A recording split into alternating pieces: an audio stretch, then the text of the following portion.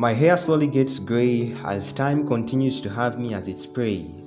Locked up behind bars in the midst of darkness so thick as mud. Denied of my freedom to show the love I promised to my daughter for eternity. This is the prison I got into. The prison that locked my dreams forever and tied them in bands of chains and stains never to be retrieved. With scars of guilt over my face, I stood justifying myself before the courts of law as being innocent. Though my evidence was deemed impotent, I still had my voice heard. I lingered behind bars, trying to figure out how my fingers could be the only key to set me free like a tree. This was so hard, and I only kept regretting why I fell victim over my own choices. I missed having those conversations with my friends in the hood, but life had become so hard as wood that all I could do is just write letters to them. I got robbed of that connection, and now I was getting detached from my own soul. It takes me back to the days I said I do. I vowed to always stick to my wife as paint sticks to a wall.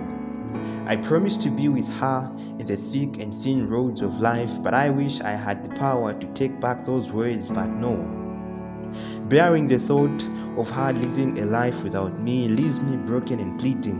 One flesh I became with her, and so this wound equally cuts her the same. My dear wife, I'm sorry, but I write to you trying to explain how my life is never complete without you. I've fought so many battles of depression in this prison, but got defeated countlessly, and the only reason was me failing to let go of my past, a past so miserable and robbing me of my present joy. I had the keys to this prison right at the apex of my heart, but I was so lost and caged in the darkness of my own mind. I was in the world, but my life was like a silent grave, never grateful of those roses beside me that slowly fade away.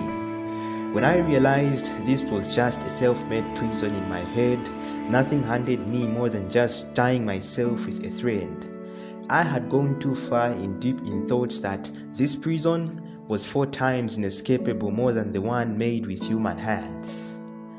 I woke up in the darkest of night, crying and seeking reasons as to why God created us with so powerful a weapon as the mind.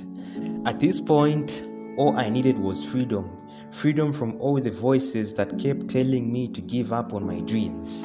I was far from my Savior, but His word was always a lamp to my feet and a light to my path.